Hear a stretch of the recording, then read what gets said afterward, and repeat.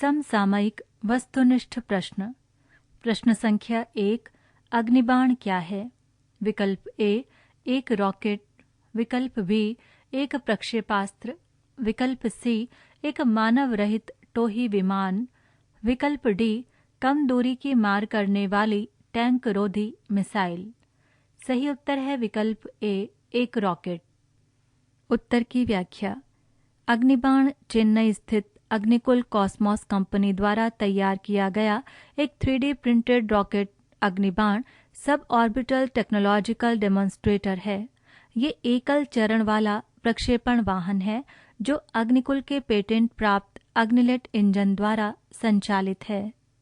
अग्निलेट engine 3D printed single piece 6 kN centimetre cryogenic engine है। प्रश्न संख्या 2, 18 अगस्त 2023 को भारत के किस शहर में शून्य छाया दिवस देखा गया? विकल्प ए, हैदराबाद। विकल्प बी, बेंगलुरु। विकल्प सी, विजयवाड़ा। विकल्प डी, गुलबर्गा। सही उत्तर है विकल्प बी, बेंगलुरु। उत्तर की व्याख्या।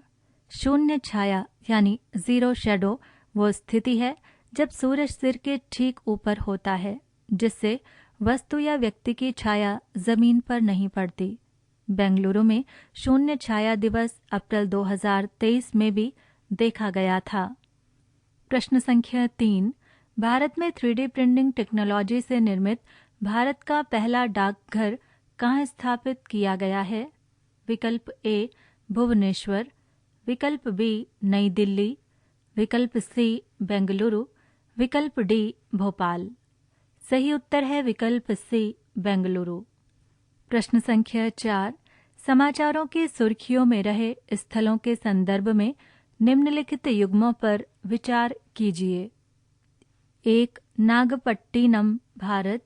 2, माउई, संयुक्त राज्य अमेरिका। 3, कनके सेंचुराई, थाईलैंड। 4, दरवाजा गैस क्रेटर, तुर्कमेनिस्तान। उपर्युक्त में से कितने युग्म सही सुमेलित हैं? विकल्प ए, केवल 1। विकल्प बी, केवल 2। विकल्प सी, केवल 3। विकल्प डी, सभी 4। सही उत्तर है विकल्प सी, केवल 3। उत्तर की व्याख्या। कनके सेंचुराई श्रीलंका में है। अगस्त 2023 में श्रीलंका के राष्ट्रपति रानिल विक्रमसिंघे की भारत यात्रा के दौरान नागपट्टिनम, तमिलनाडु तथा कनके सेंचुराई के बीच यात्री फेरी सेवा प्रारंभ किए जाने पर सहमति बनी। प्रश्न संख्या 5, भारत ने निम्नलिखित जल विद्युत परियोजनाओं में उत्पादित बिजली का आयात करने का निर्णय लिया है। 1, चुखा जल विद्युत परियोजना। 2, तला जल विद्युत परियोजना। उपर्युक्त जल विद्युत परियोजनाएं कहाँ स्थित हैं? विकल्प ए, पाकिस्तान अधिगृहीत कश्मीर। विकल्प बी, भूटान। विकल्प सी, नेपाल। विकल्प डी, बांग्लादेश। सही उत्तर है विकल्प बी, भूटान। प्रश्न संख्या 6, समाचारों की सुर्खियों में रहे ओडिशा, पिवडेन्नई तथा कोर्नोमोर्स्क किस देश में स्थित हैं?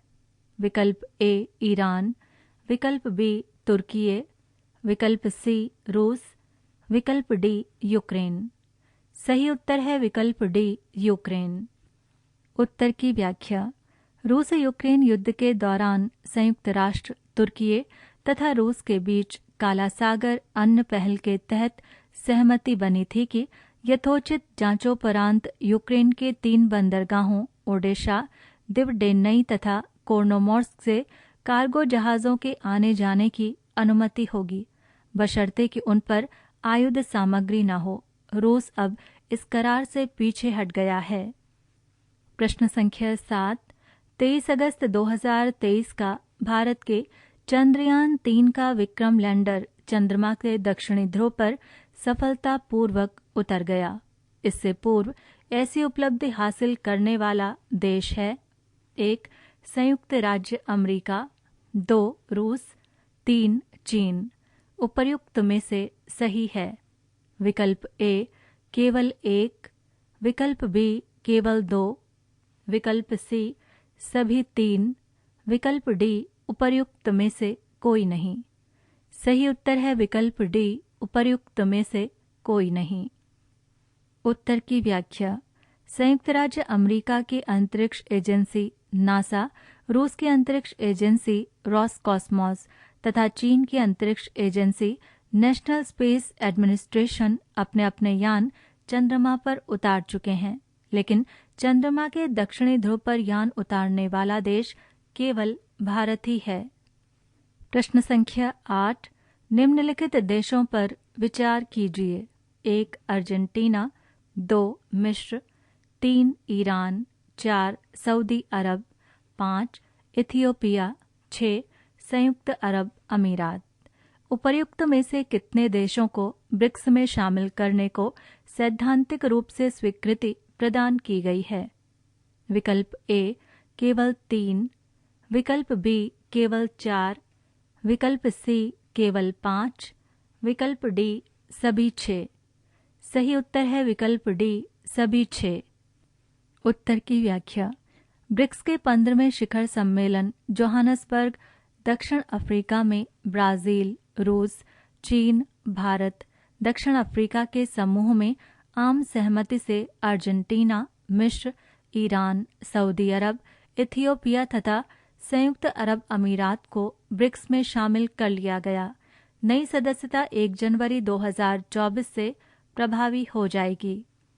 प्रश्न संख्या 9, राष्ट्रीय फिल्म पुरस्कार 2021 में सर्वश्रेष्ठ फीचर फिल्म का पुरस्कार निम्नलिखित में से किस फिल्म ने जीता?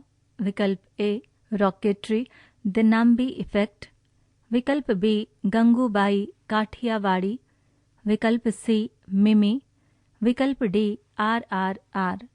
सही उत्तर है विकल्प ए रॉकेट्री द नाम्बी इफेक्ट। प्रश्न संख्या 10, राष्ट्रीय फिल्म पुरस्कार 2021 में सर्वश्रेष्ठ अभिनेत्री का पुरस्कार किसने जीता? विकल्प ए आलिया भट्ट गंगूबाई काठियावाड़ी, विकल्प बी कृति सेनन मिमी, विकल्प सी ए तथा बी संयुक्त रूप से, विकल्प D Pallavi Joshi the Kashmir files. सही उत्तर है विकल्प सी ए तथा बी संयुक्त रूप से। प्रश्न संख्या 11, राष्ट्रीय फिल्म पुरस्कार 2021 के संदर्भ में निम्नलिखित युग्मों पर विचार कीजिए।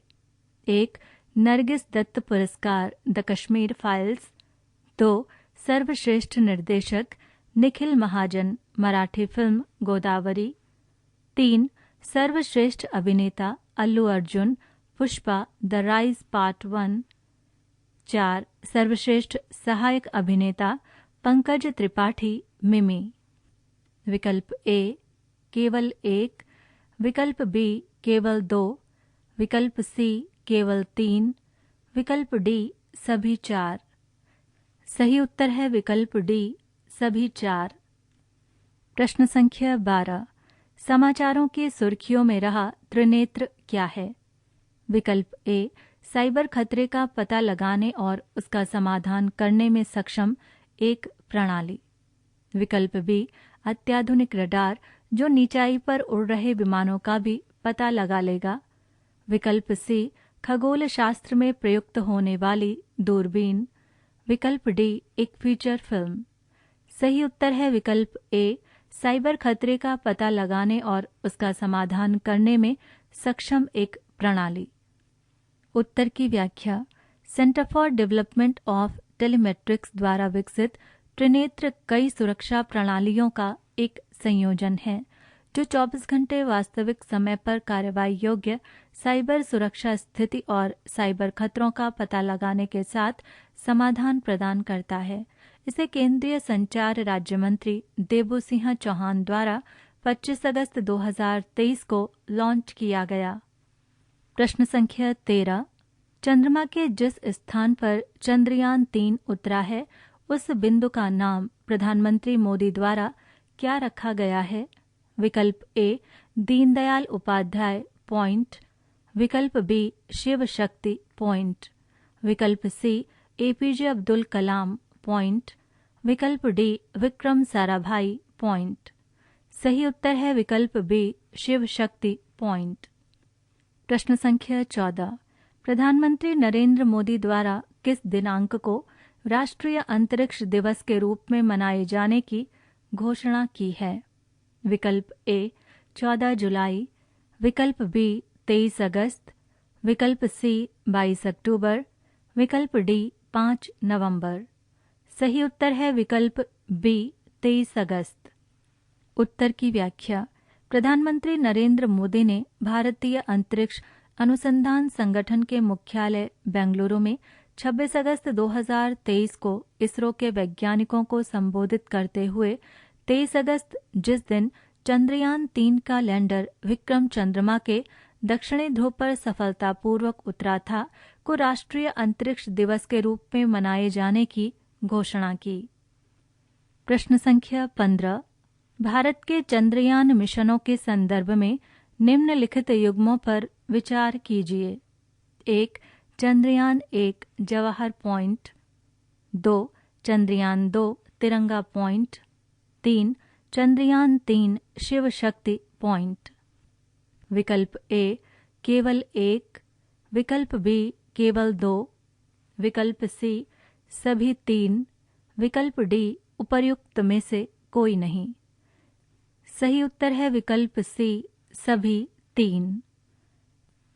उत्तर की व्याख्या। चंद्रयान 1 का मून इम्पैक्टर प्रोब 14 नवंबर 2008 को चंद्रमा की सतह पर जिस स्थल पर उतरा था, उसे भारत सरकार द्वारा जवाहर स्थल या जवाहर पॉइंट नाम दिया गया था, जबकि प्रधानमंत्री नरेंद्र मोदी ने 26 अगस्त 2023 को चंद्रयान 2 के टकराने के बिंदु को तिरंगा पॉइंट तथा चंद्रयान 3 के विक्रम लैंडर के सफलतापूर्वक उतरने के बिंदु को शिव शक्ति पॉइंट नाम दिया है। प्रश्न संख्या 16, भारत निर्वाचन आयोग द्वारा निम्नलिखित में से किसे 2024 के सामान्य निर्वाचन में मतदाता जागरूकता एवं शिक्षा हेतु राष्ट्रीय आइकन नियुक्त किया गया है? विकल्प ए सचिन तेंदुलकर, विकल्प बी विराट कोहली, विकल्प सी नीरज चोपड़ा, विकल्प डी आलिया भट्ट। सही उत्तर है विकल्प ए सचिन तेंदुलकर। उत्तर की व्याख्या। भारतीय क्रिकेट के दिग्गज और भारत रत्न से सम्मानित सचिन तेंदुलकर को मतदाता जागरूकता और शिक्षा हेतु भारत निर्वाचन आयोग द्वारा राष्ट्रीय आइकन नियुक्त किया गया है। भारत निर्वाचन आयोग का लक्ष्य 2024 के आम चुनावों में मतदाताओं की अधिक भागीदारी को प्रोत्साहित करने के लिए युवाओं के बीच तेंदुलकर की लोकप्रियता और प्रभाव का लाभ उठाना है। प्रश्न संख्या 17, निम्नलिखित प्रतिष्ठित हस्तियों के नामों पर विचार कीजिए। 1. सचिन तेंदुलकर, 2. अमिताभ बच्चन, 3. पंकज त्रिपाठी, 4. डॉक्टर नीरू कुमार। भारत निर्वाचन आयोग द्वारा उपर्युक्त में से कितने व्यक्तियों के साथ मतदाताओं को जागरूक करने के लिए सहभागिता की गई है? विकल्प ए केवल 1, विकल्प बी केवल 2, विकल्प सी केवल 3, विकल्प डी सभी 4। सही उत्तर है विकल्प सी केवल 3। उत्तर की व्याख्या। भारत निर्वाचन आयोग द्वारा 2024 के सामान्य निर्वाचन में अधिकाधिक मतदान करने के लिए मतदाताओं को प्रेरित करने हेतु सचिन तेंदुलकर, पंकज त्रिपाठी तथा डॉक्टर नीरू कुमार के साथ कॉन्ट्रैक्ट किया गया है। पृष्ठ संख्या 167। प्रश्न संख्या 18, पृथ्वी और सूर्य के बीच स्थित लैंगरेज बिंदु 1 की दूरी पृथ्वी से कितनी है? विकल्प ए 1 मिलियन किलोमीटर, विकल्प बी 1.5 मिलियन किलोमीटर, विकल्प सी 1.75 मिलियन किलोमीटर, विकल्प डी 2 मिलियन किलोमीटर। सही उत्तर है विकल्प बी 1.5 मिलियन किलोमीटर। प्रश्न संख्या 19, सौर मंडल में लैंगरेज बिंदुओं की कुल संख्या कितनी है? विकल्प ए 1, विकल्प बी 2, विकल्प सी 3, विकल्प डी 5। सही उत्तर है विकल्प डी 5। उत्तर की व्याख्या। सौरमंडल में लैंगरेज बिंदुओं की कुल संख्या 5 है, जिन्हें L1, L2, L3, L4 तथा L5 के नाम से जाना जाता है। प्रश्न संख्या 20। राष्ट्रीय पाठ्यचर्या ढांचा यानी NCF 2023 किसके द्वारा तैयार किया गया है? विकल्प ए केंद्रीय माध्यमिक शिक्षा परिषद, विकल्प बी विद्यालयी शिक्षा विभाग शिक्षा मंत्रालय, विकल्प सी के कस्तूरी रंगन समिति, विकल्प डी राष्ट्रीय शिक्षक शिक्षा परिषद। सही उत्तर है विकल्प सी के कस्तूरी रंगन समिति। प्रश्न संख्या 21। भारत के सूर्य मिशन आदित्य L1 के बारे में निम्नलिखित में से कौन सा कथन सत्य नहीं है? विकल्प ए भारतीय अंतरिक्ष अनुसंधान संगठन द्वारा 2 सितंबर 2023 को भारत की पहली अंतरिक्ष आधारित वेधशाला आदित्य L1 को प्रक्षेपित किया गया। विकल्प बी आदित्य L1 को सूर्य की सबसे बाहरी परत यानी कोरोना के दूरस्थ अवलोकन और L1 पर सौर वायु के यथास्थित अवलोकन के लिए तैयार किया गया है। विकल्प सी ये इसरो और नासा का संयुक्त मिशन है। विकल्प डी आदित्य L1 पर 7 पेलोड हैं, जो अलग अलग वेवबैंड में फोटोस्फीयर यानी प्रकाश मंडल, क्रोमोस्फीयर और कोरोना का अवलोकन करने में सहायता देंगे। सही उत्तर है विकल्प सी ये इसरो और नासा का संयुक्त मिशन है। प्रश्न संख्या 22। यू-विन के बारे में निम्नलिखित कथनों पर विचार कीजिए। 1. स्वास्थ्य एवं परिवार कल्याण मंत्रालय का एक राष्ट्रीय डिजिटल प्लेटफॉर्म है। 2. इस पोर्टल पर प्रत्येक गर्भवती महिला, जन्म लेने वाले शिशु तथा इन्हें दिए गए टीकाकरण का विवरण दिया जाता है। 3. पोर्टल पर पंजीकृत महिला के मोबाइल फोन पर टीकाकरण के लिए संदेश भी संप्रेषित किया जाता है। विकल्प ए केवल 1, विकल्प बी केवल 2, विकल्प सी सभी 3, विकल्प डी उपर्युक्त में से कोई नहीं। सही उत्तर है विकल्प सी सभी 3। उत्तर की व्याख्या। कोरोना टीकाकरण के लिए विकसित कोविन के तर्ज पर विकसित यू-विन को 11 जनवरी 2023 को प्रत्येक राज्य या संघ शासित प्रदेश के 2-2 जनपदों कुल 65 जनपद में पायलट मोड में लॉन्च किया गया था। प्रश्न संख्या 23। भारत के किस शहर में देश का पहला सोलर रूफ साइकिल पथ बनाया गया है? विकल्प ए जयपुर, विकल्प बी भोपाल, विकल्प सी हैदराबाद, विकल्प डी अहमदाबाद। सही उत्तर है विकल्प सी हैदराबाद। उत्तर की व्याख्या।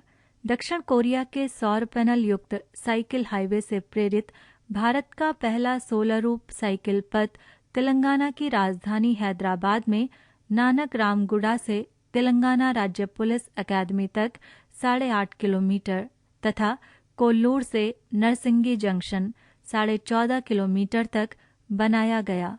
साइकिल पथ की छत पर सौर ऊर्जा के पैनल लगाए गए हैं, जिनसे बिजली पैदा होती थी।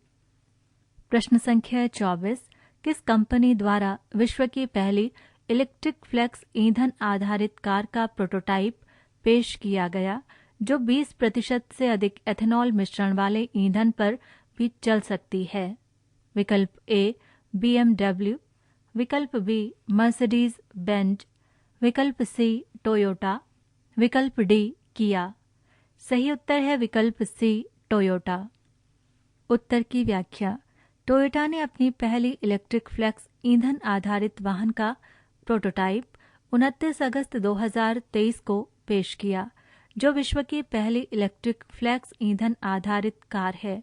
ये 20% से अधिक एथेनॉल मिश्रण वाले ईंधन पर भी चल सकती है। प्रश्न संख्या 25। जम्मू एवं कश्मीर केंद्र शासित क्षेत्र के निम्नलिखित में से किस उत्पाद को अगस्त 2023 में भौगोलिक संकेतक यानी GI टैग प्रदान किया गया है? 1. भद्रवाह राजमा, 2. सुलाई शहद, 3 कश्मीरी केसर, 4 काला जीरा। उपर्युक्त में से सही है विकल्प ए केवल 1 और 2, विकल्प बी केवल 2 और 3, विकल्प सी केवल 3 और 4, विकल्प डी उपर्युक्त सभी। सही उत्तर है विकल्प ए केवल 1 और 2। प्रश्न संख्या 26। समाचारों की सुर्खियों में रहे इंद्रजाल के बारे में निम्नलिखित में से कौन सा कथन सत्य है? विकल्प ए ये autonomous wide area counter unmanned aircraft प्रणाली है। विकल्प बी एक वैज्ञानिक फिल्म है। विकल्प सी ये एक ऑनलाइन गेम है। विकल्प डी ये एक क्रिप्टो करेंसी एक्सचेंज है। सही उत्तर है विकल्प ए ये autonomous wide area counter unmanned aircraft प्रणाली है। उत्तर की व्याख्या। हैदराबाद स्थित निजी कंपनी ग्रेने रोबोटिक्स द्वारा विकसित हथियार प्लेटफॉर्म इंद्रजाल एक स्वायत्तशासी वाइड एरिया काउंटर मानव रहित एयरक्राफ्ट प्रणाली है जो अति सूक्ष्म, लघु, बड़े और अति बड़े आकार के ड्रोनों के विरुद्ध रक्षा करने में सक्षम है। प्रश्न संख्या 27। भारत का सूर्य मिशन आदित्य L1 कब लॉन्च किया गया? विकल्प ए 2 सितंबर 2023, विकल्प बी 5 सितंबर 2023, विकल्प सी 19 सितंबर 2023, विकल्प डी 25 सितंबर 2023। सही उत्तर है विकल्प ए 2 सितंबर 2023। उत्तर की व्याख्या। भारतीय अंतरिक्ष अनुसंधान संगठन ने 2 सितंबर 2023 को श्रीहरिकोटा प्रक्षेपण स्थल से PSLV-XL से अपना पहला सूर्ययान आदित्य L1 लॉन्च किया। प्रश्न संख्या 28। राष्ट्रीय शैक्षणिक अनुसंधान एवं प्रशिक्षण परिषद के बारे में निम्नलिखित में से कौन सा कथन सही है? विकल्प ए इसे डीम्ड विश्वविद्यालय का दर्जा प्रदान किया गया है। विकल्प बी ये मूलतः एक शोध डीम्ड विश्वविद्यालय है। विकल्प सी खेल आधारित पठन पाठन हेतु जादुई पिटारा इसी के द्वारा विकसित किया गया है। विकल्प डी उपर्युक्त सभी। सही उत्तर है विकल्प डी उपर्युक्त सभी। प्रश्न संख्या 29।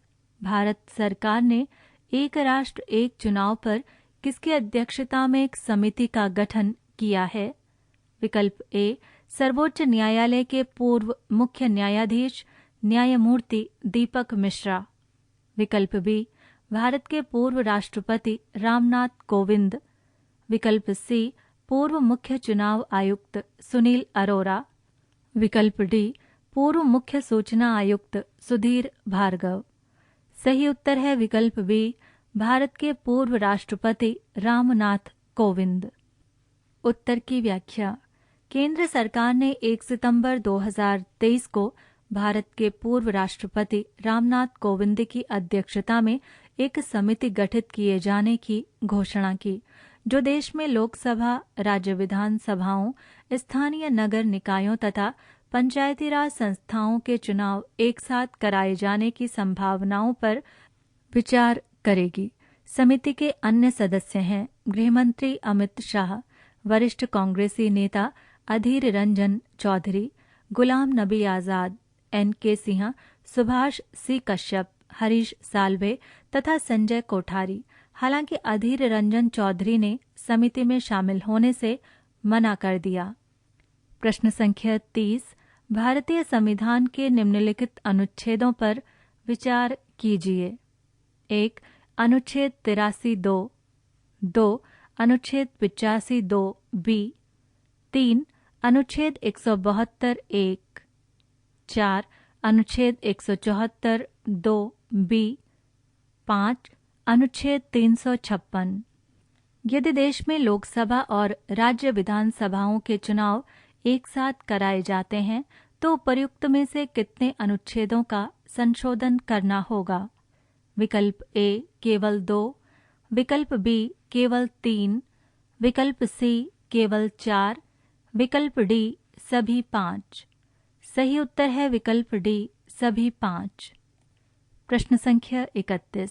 G20 समूह के नई दिल्ली शिखर सम्मेलन में निम्नलिखित में से किस देश या देशों के समूह को पूर्णकालिक सदस्य के रूप में शामिल किया गया? विकल्प ए न्यूजीलैंड, विकल्प बी मिस्र, विकल्प सी अफ्रीका संघ, विकल्प डी संयुक्त अरब अमीरात। सही उत्तर है विकल्प सी अफ्रीका संघ। प्रश्न संख्या 32। G20 का दिल्ली शिखर सम्मेलन कब आयोजित किया गया? विकल्प ए 2-3 सितंबर 2023, विकल्प बी 9-10 सितंबर 2023, विकल्प सी 16-17 सितंबर 2023, विकल्प डी 23-24 सितंबर 2023। सही उत्तर है विकल्प बी 9-10 सितंबर 2023। प्रश्न संख्या 33। G20 समूह में अफ्रीका संघ को पूर्णकालिक सदस्य के रूप में शामिल किए जाने के साथ ही G20 के सदस्यों की संख्या कितनी हो गई है? विकल्प ए 21, विकल्प बी 22, विकल्प सी 23, विकल्प डी 24।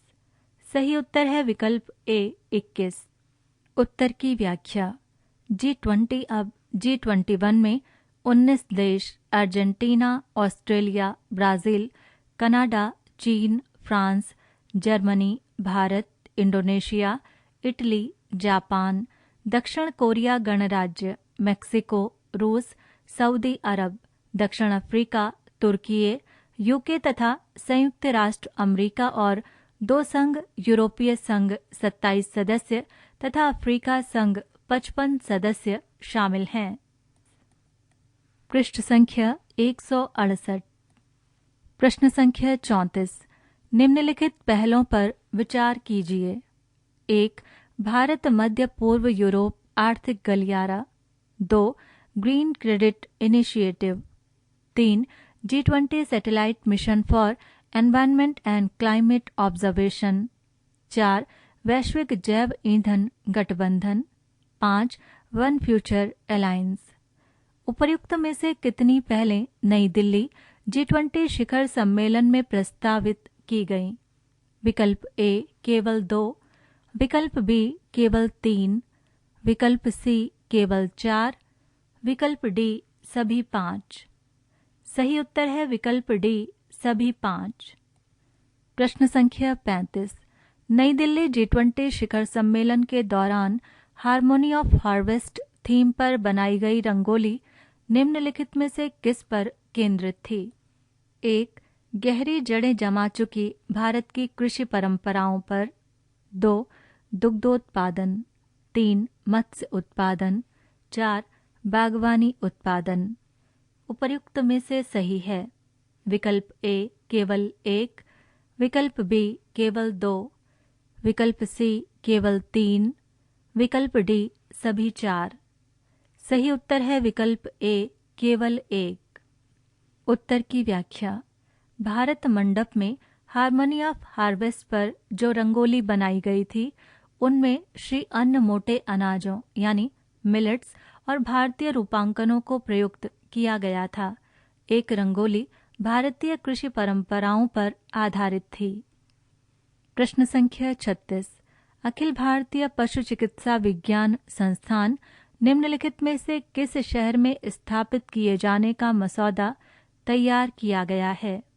विकल्प ए करनाल हरियाणा, विकल्प बी हैदराबाद तेलंगाना, विकल्प सी नई दिल्ली राष्ट्रीय राजधानी क्षेत्र दिल्ली, विकल्प डी बीकानेर राजस्थान। सही उत्तर है विकल्प सी नई दिल्ली राष्ट्रीय राजधानी क्षेत्र दिल्ली। उत्तर की व्याख्या।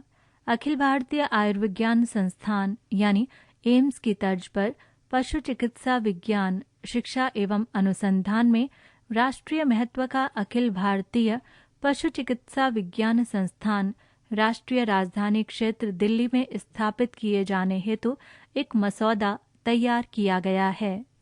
प्रश्न संख्या 37। सर्बिया के नोवाक जोकोविच ने यूएस ओपन ग्रैंड स्लैम 2023 खिताब जीता।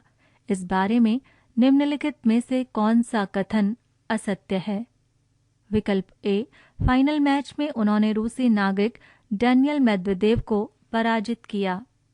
विकल्प बी, फाइनल मैच के विजेता को पुरस्कार राशि के रूप में 5 मिलियन अमेरिकी डॉलर मिले। विकल्प सी, जोकोविच ने कुल मिलाकर 24 ग्रैंड स्लैम जीते हैं। विकल्प डी, जोकोविच से पूर्व मार्गरेट कोर्ट ने 24 ग्रैंड स्लैम जीते थे। सही उत्तर है विकल्प बी, फाइनल मैच के विजेता को पुरस्कार राशि के रूप में 5 मिलियन अमेरिकी डॉलर मिले। उत्तर की व्याख्या। फाइनल मैच के विजेता को पुरस्कार के रूप में 3 मिलियन अमेरिकी डॉलर प्राप्त हुए। प्रश्न संख्या 38।